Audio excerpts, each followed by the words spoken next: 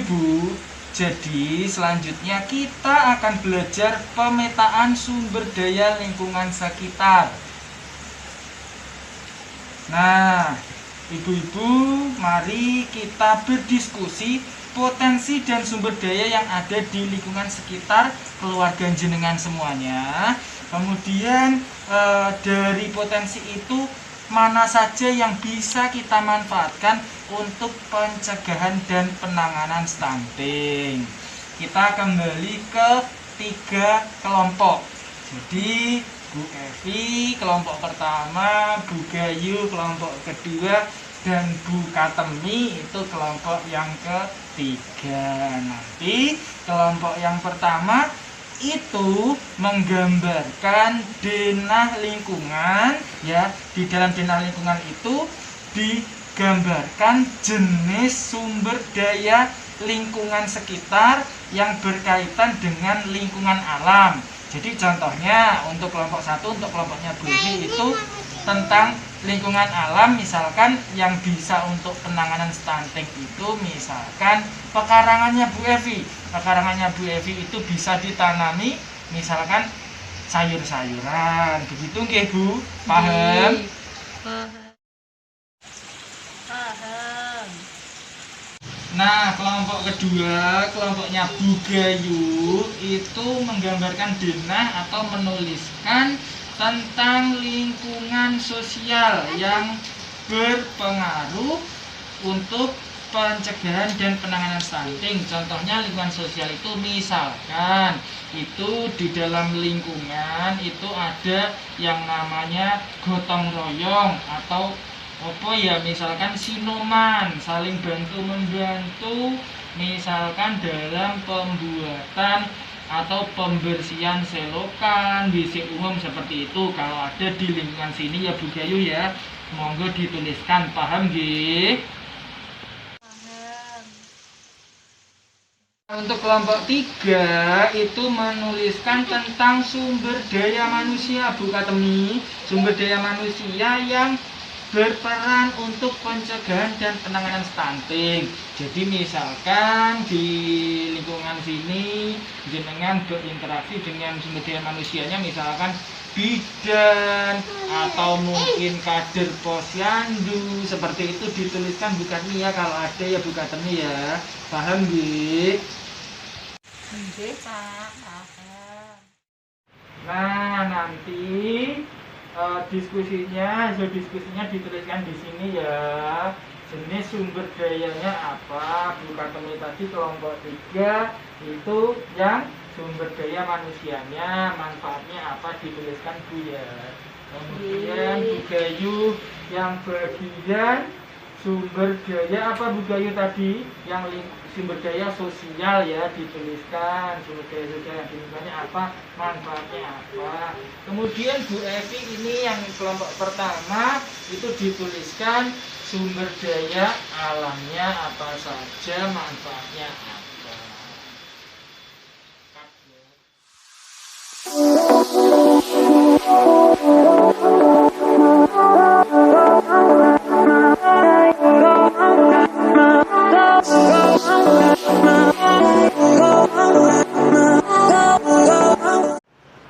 Baik, diskusi sudah dilakukan. Sekarang ayo untuk kelompok 1, kelompoknya Bu Evi untuk menyampaikan hasil diskusinya. Nanti saya tuliskan ini.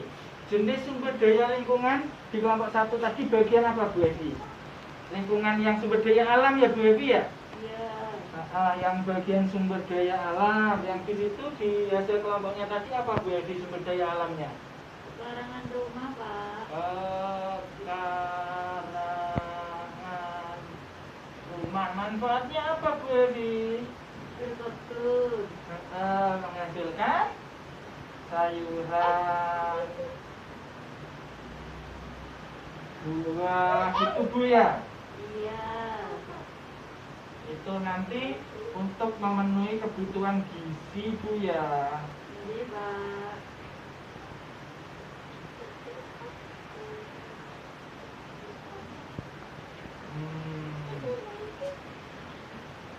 Itu ya yang sumber daya alamnya perkarangan rumah yang subur, yang bisa ditanami sayuran, buah untuk memenuhi kebutuhan gizi.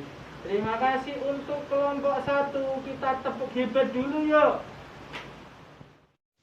Mari ibu-ibu kita tepuk hebat untuk kelompok 1. Tepuk hebat. Hebat, hebat. Hebat, hebat. Hebat. Terima kasih. Nah, sekarang giliran kelompok 2. Hasil diskusinya dari kelompoknya Bu Gayu. Monggo disampaikan tentang jenis sumber daya dari sumber daya sosial atau lingkungan sosial. Apa Bu Gayu hasil diskusinya? Gotong royong. Oh, jenis sumber dayanya misalkan gotong royong gitu ya. Di sini masih apa namanya, gotong royongnya masih kental ya, masih suka itu kerja bakti gitu ya. Manfaatnya apa Bu Gayu kalau gotong royong itu? Menjadikan rukun Pak. Menjadikan rukun. Terus kalau gotong royong bersih-bersih lingkungan itu juga, misalkan bersih-bersih selokan, itu selokannya juga bersih. Misalkan ada toilet umum di sini, kalau misalkan ada WC umumnya, setiap minggu nanti nenek gerakan gitu ya, kerja bakti bersih-bersih, nanti WC umumnya bisa bersih gitu. Oke, terima kasih untuk kelompok 2, kelompoknya Bu Gayu. Ayo kita beri tepuk salut ya ibu-ibu. Tepuk salut. Salut, salut. Salut, salut. Salut. Oke, terima kasih untuk kelompok 2. Selanjutnya kita ke kelompoknya Bu Katemi, kelompok 3. Tadi kebagian yang sumber daya manusia, jenis sumber daya manusia yang bisa dimanfaatkan untuk pencegahan dan penanganan stunting.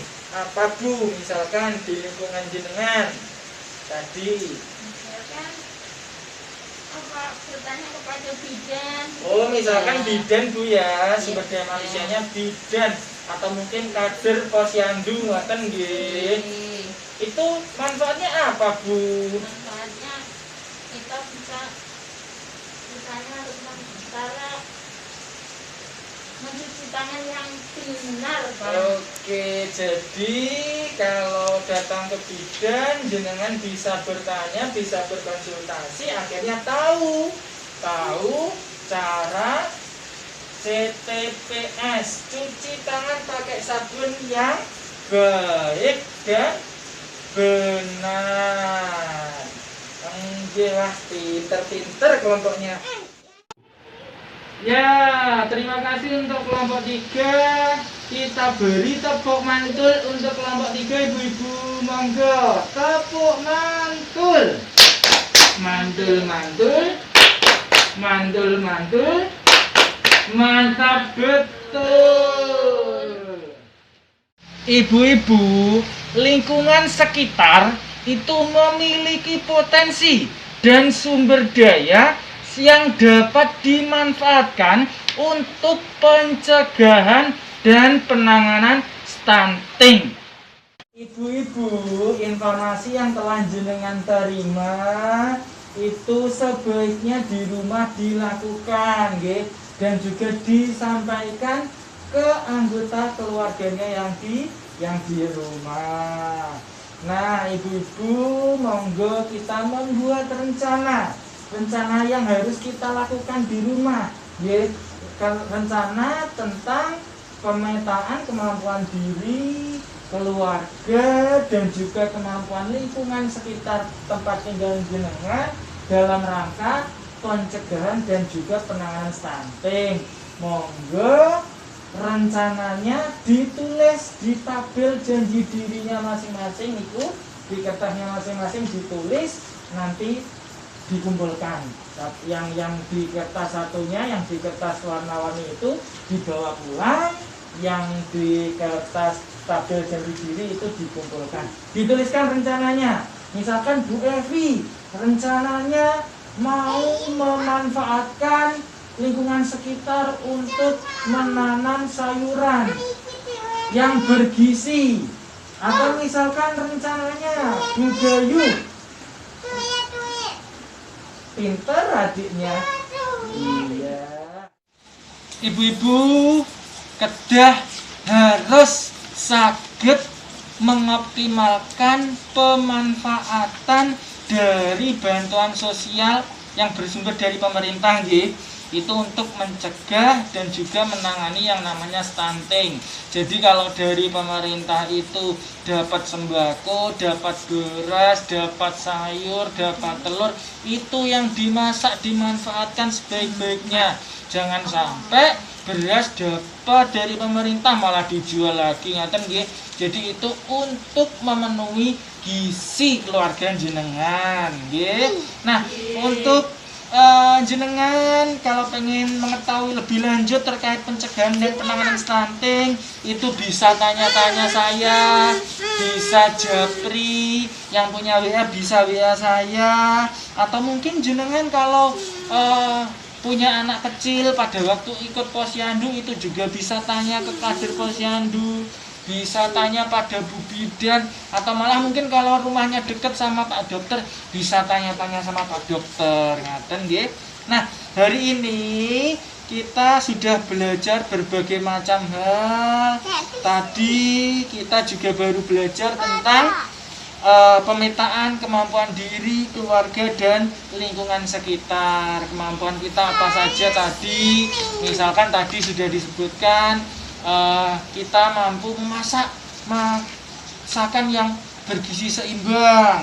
Kemudian keluarga itu juga ternyata keluarganya ibu-ibu itu perhatian dengan jenengan. Pada waktu hamil suaminya ikut ngelus-ngelus perutnya, ikut memberikan stimulasi, ikut membantu pekerjaan rumah tangganya. Kemudian juga kemampuan lingkungan sekitar, tadi ada 3, yang sumber daya alam, lingkungan sosial, dan juga sumber daya manusianya. Semoga kegiatan hari ini bisa bermanfaat dan selanjutnya pencegahan dan juga penanganan stunting bisa kita lakukan bersama. Ngaten nggih, terima kasih.